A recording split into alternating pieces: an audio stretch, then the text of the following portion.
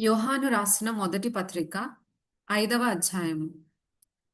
యేసే క్రీస్తయి ఉన్నాడని నమ్ము ప్రతివాడును దేవుని మూలముగా పుట్టియున్నాడు.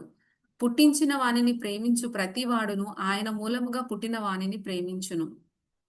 మనము దేవుని ప్రేమించుచు ఆయన ఆజ్ఞలను నెరవేర్చు వారమైతిమా, దేవుని పిల్లలను ప్రేమించుచున్నామని దాని వలననే ఎరుగుదుము. మనం ఆయన ఆజ్ఞలను గైకొనుటయే దేవుని ప్రేమించుట. ఆయన ఆజ్ఞలు భారమైనవి కావు. దేవుని మూలముగా పుట్టిన వారందరును లోకమును జయించుదురు. లోకమును జయించిన విజయము మన విశ్వాసమే. యేసు దేవుని కుమారుడని నమ్మువాడు తప్ప లోకమును జయించువాడు మరి ఎవడు?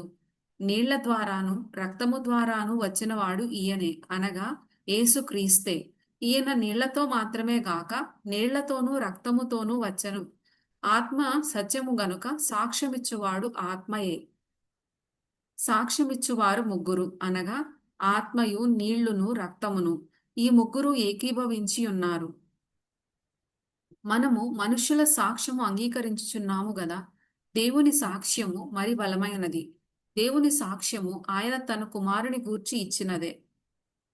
దేవుని కుమారుని యందు విశ్వాసముంచువాడు తనలోనే ఈ సాక్ష్యము కలిగి ఉన్నాడు.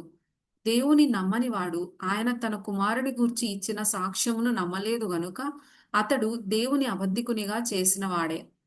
ఆ సాక్ష్యమేమనగా, దేవుడు మనకు నిత్య జీవమును దయచేసెను. ఈ జీవము ఆయన కుమారుని యందున్నది. దేవుని కుమారుని అంగీకరించువాడు జీవము గలవాడు. దేవుని కుమారుని అంగీకరింపనివాడు జీవము లేనివాడే.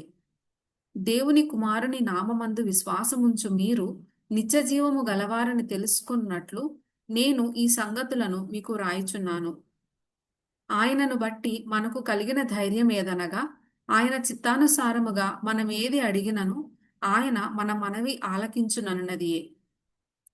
మనమేమి అడిగినను ఆయన మన మనవి ఆలకించునని మనమెరిగిన ఎడల మనం ఆయనను వేడుకొనున్నవి మనకు కలిగినవని ఎరుగుదుము.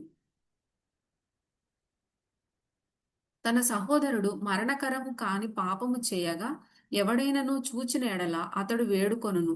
అతని బట్టి దేవుడు మరణకరము కాని పాపము చేసిన వారికి జీవము దయచేయును. మరణకరమైన పాపము కలదు, అట్టి దాని గూర్చి వేడుకొనవలెనని నేను చెప్పుటలేదు. సకల దుర్నీతియు పాపము, అయితే మరణకరము కాని పాపము కలదు. దేవుని మూలముగా పుట్టియున్నవాడెవడునూ పాపము చేయడని ఎరుగుదుము. దేవుని మూలముగా పుట్టినవాడు తన్ను భద్రము చేసుకొనును గనుక దుష్టుడు వాని ముట్టడు.